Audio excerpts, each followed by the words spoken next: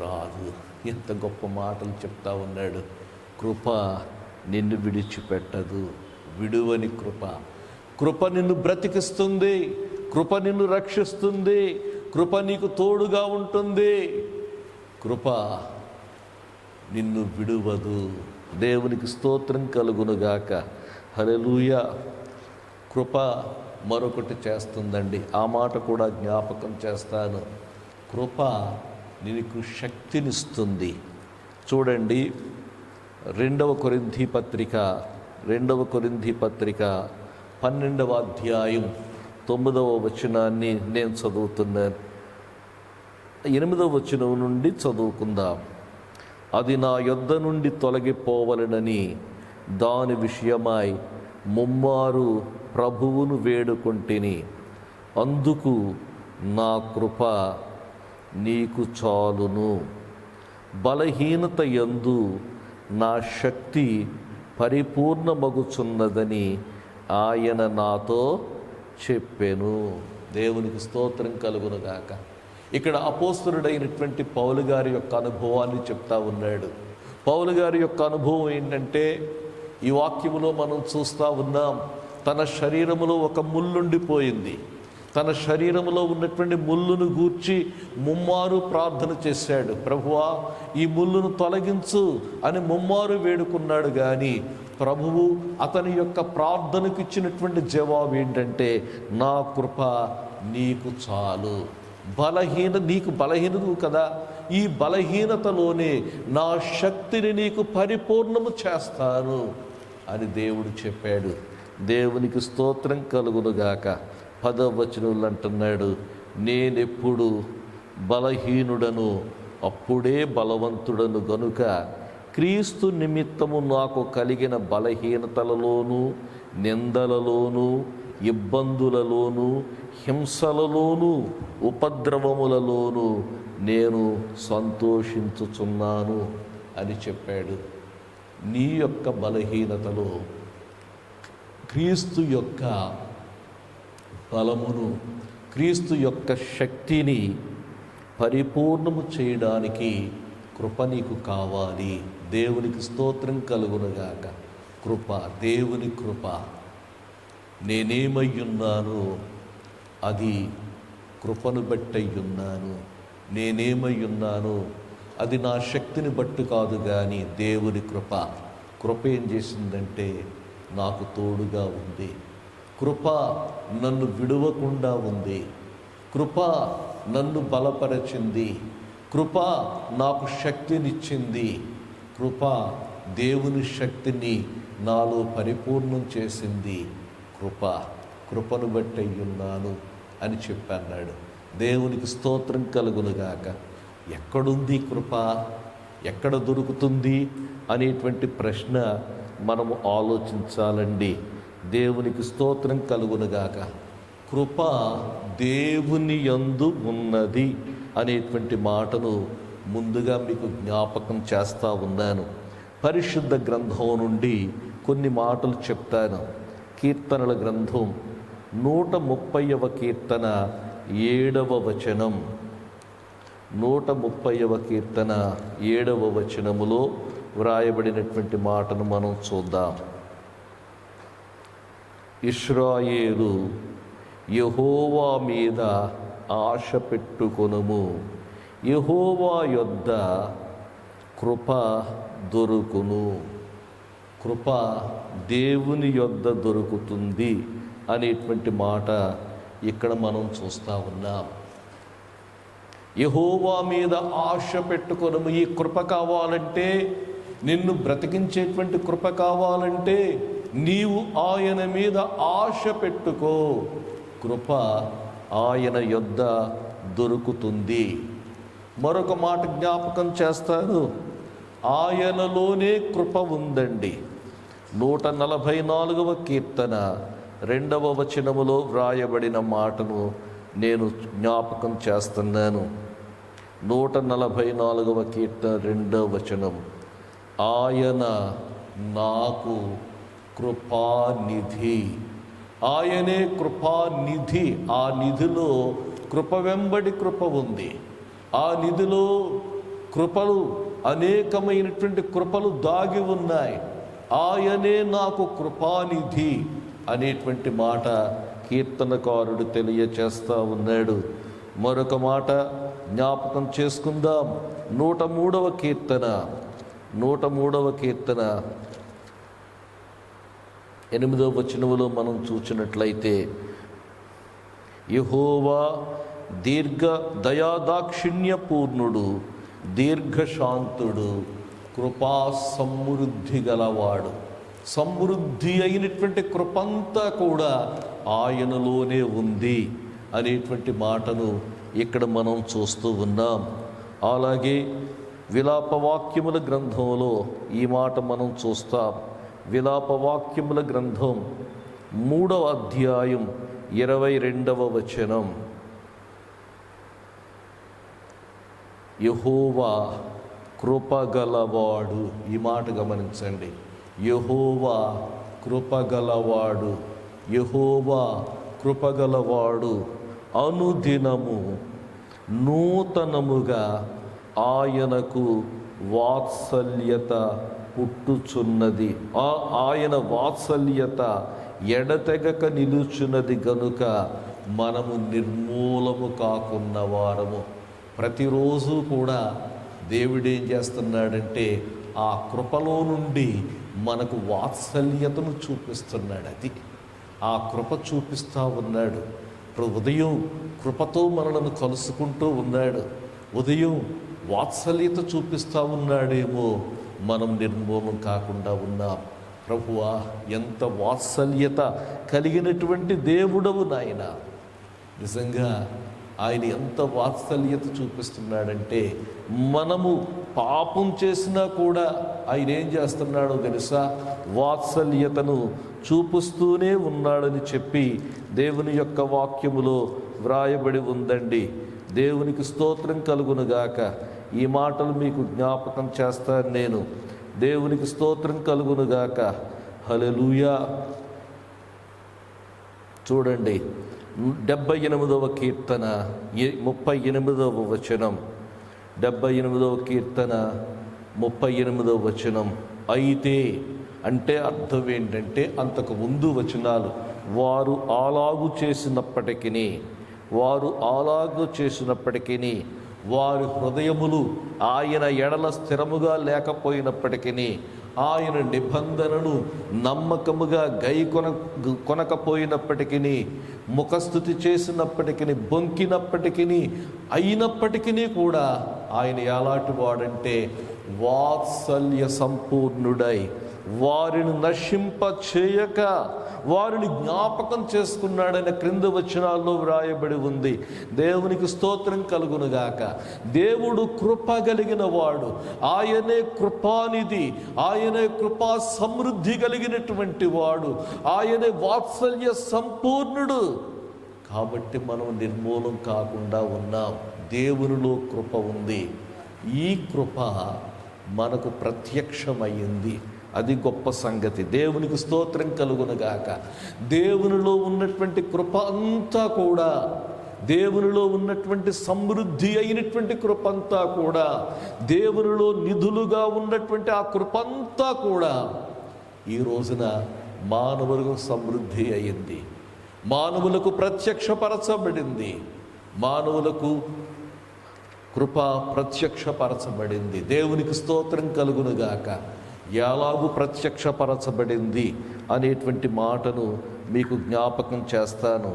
యోహాను సువార్తకు వద్దాం. యోహాను సువార్త మొదటి అధ్యాయం 14వ వచనములో వ్రాయబడినటువంటి మాటను నేను చదువుతూ ఉన్నాను. ఆ వాక్యము శరీరధారి అయి కృపాసత్య సంపూర్ణుడుగా మన మధ్య నివసించెను. ఆ వాక్యము అనేటువంటి మాట గమనించండి.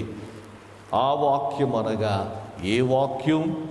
ఆ వాక్యం అనగా ఏ వాక్యమో ఇక్కడ ఈ వాక్యములో మనం చదువుతాం. ఆ వాక్యము అనగా ఆదియందు ఉన్న వాక్యము. ఆ వాక్యం అనగా దేవుని యొద్ద ఉన్న వాక్యము.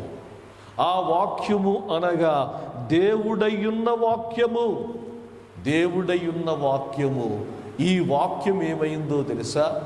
కృపా సత్య సంపూర్ణుడు. కృపంతా కూడా సంపూర్ణంగా యేసుక్రీస్తు ద్వారా యేసు వలె మనకు ప్రత్యక్షపరచబడింది. దేవునికి స్తోత్రం కలుగునుగాక. ఆ వాక్యమే జీవవాక్యము. ఆ వాక్యాన్ని వారు తాకి చూచారు అనేటువంటి మాటను మనం చదువుతాం. యోహాను వ్రాసిన మొదటి పత్రిక, మొదటి అధ్యాయం మొదటి వచనం. జీవవాక్యమును గూర్చినది. ఆది నుండి ఏదైతే ఉందో ఈ వాక్యం ఆది నుండి ఉన్న వాక్యం. ఈ వాక్యము జీవమైన వాక్యం. ఏది వింటిమో ఈ వాక్యాన్ని మేము విన్నాం. ఈ వాక్యం మాట్లాడింది. కన్నులారా ఏది చూచితిమో ఈ వాక్యం శరీరధారి అయింది. మేము చూచాం. ఏది నిదానించి కనుగొంటిమో మా చేతులు దేనిని తాకి చూచెనో అది మీకు తెలియచేయుచున్నాను. ఆ జీవము ప్రత్యక్షమాయను. తండ్రి యొద్ద ఉండి మాకు ప్రత్యక్షమైన ఆ నిత్య జీవమును మేము చూచి ఆ జీవమును గూర్చి సాక్ష్యమిచ్చుచు దానిని మీకు తెలియచేయుచున్నాం. ప్రత్యక్షమైన వాక్యం, ప్రత్యక్షమైన జీవం. ఇది సాక్షాత్తు శరీరధారి అయిన ప్రభు అయిన యేసుక్రీస్తే. దేవునికి స్తోత్రం కలుగునుగాక. ఈ కృప ప్రత్యక్షమైంది. ఈ కృప శరీరమును ధరించుకొని ప్రత్యక్షమైంది. ఆయనే ప్రభు అయిన యేసు. మరొక మాట జ్ఞాపకం చేస్తాను. తీతుకు వ్రాసిన 2వ పత్రికలో ఈ మాట మనం చూస్తున్నాం. తీతుకు వ్రాసిన 2వ పత్రిక 2వ అధ్యాయం 11 తీతుకు వ్రాసిన పత్రిక 2వ అధ్యాయం 11వ వచనం.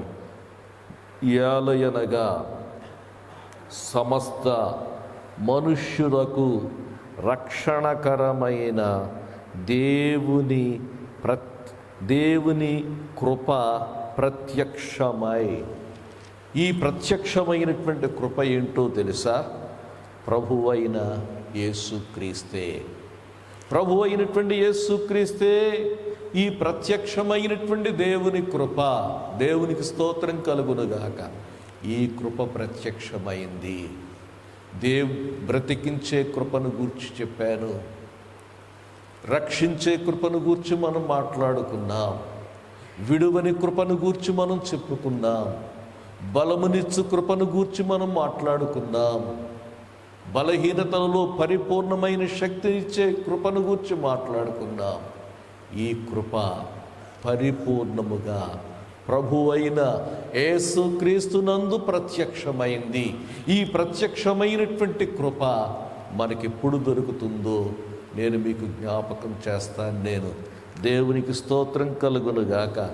ఈ కృప నీకు కావాలంటే కొన్ని మాటలు జ్ఞాపకం చేస్తాను. యాకోబు పత్రిక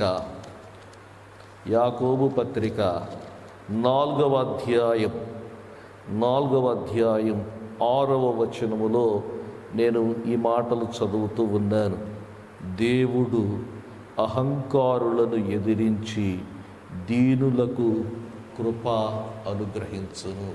ఈ దేవుని కృప నీకు కావాలంటే నీకు కావలసిందేంటో తెలుసా? దీనత్వం కావాలండి. అహంకారులను ఎదిరిస్తాను అని చెప్పాడు. ఇంకా మనం చూస్తే గర్వ హృదయులందరూ యెహోవాకు హేయులు అని దేవుని యొక్క వాక్యములో మనం చూస్తాం. అహంకారులను ఎదిరించి దేవుడు తన కృపను దీనులకు ఇస్తాను అని చెప్పాడు. ఈ దేవుని కృపను మనం పొందుకోవాలంటే మనకు కావలసిందేంటో తెలుసా? దీనత్వం కావాలండి. దేవునికి స్తోత్రం కలుగునుగాక. దీనత్వం కావాలి. ఆత్మ విషయమై దీనులైన వారు ధన్యులు, వారు పరలోక రాజ్యము వారిది.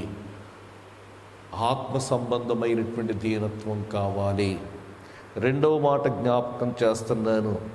కీర్తనల గ్రంథం 32వ కీర్తన 10వ వచనములో వ్రాయబడినటువంటి మాట జ్ఞాపకం చేసుకుంటే, యెహోవా యందు నమ్మిక యుంచు వారిని కృప ఆవరించుచున్నది. 32వ కీర్తన 10వ వచనములో ఈ మాట మనం చదువుతాం. దేవునికి స్తోత్రం కలుగునుగాక. 32వ కీర్తన 10వ వచనములో ఈ మాట వ్రాయబడి ఉంది. దేవునికి స్తోత్రం కలుగునుగాక.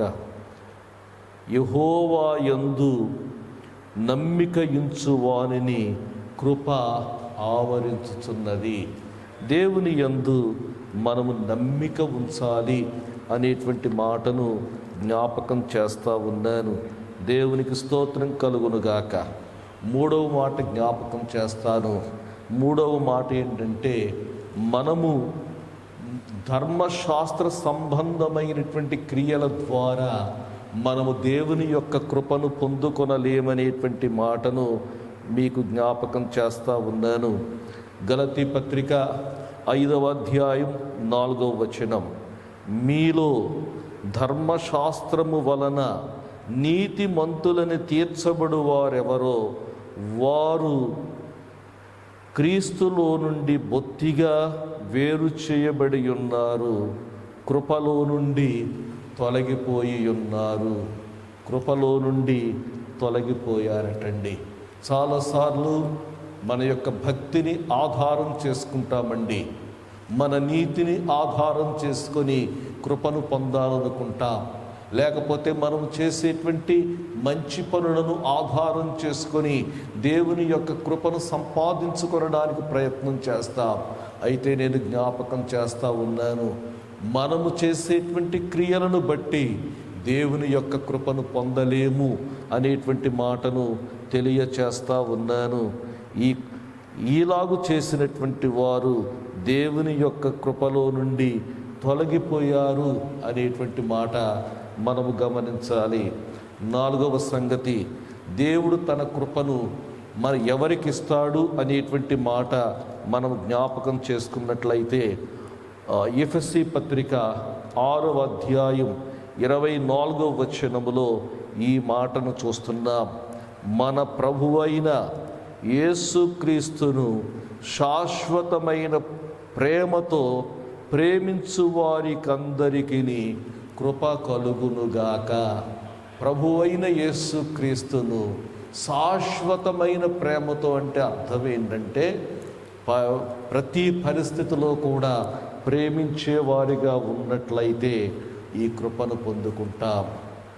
హెబ్రీ పత్రిక 10వ అధ్యాయం 29వ వచనములో, దేవుని ఆత్మను మనం ఎప్పుడైతే కలిగి ఉంటామో ఈ ఆత్మయే దేవుని కృపకు మూలముగు ఆత్మ అని చెప్పి వ్రాయబడి ఉంది. ప్రియమైనటువంటి దేవుని బిడలారా, ఈ భయంకరమైనటువంటి దినాల్లో దేవుడు మిమ్మల్ందరినీ కూడా కృపతో నింపాలని,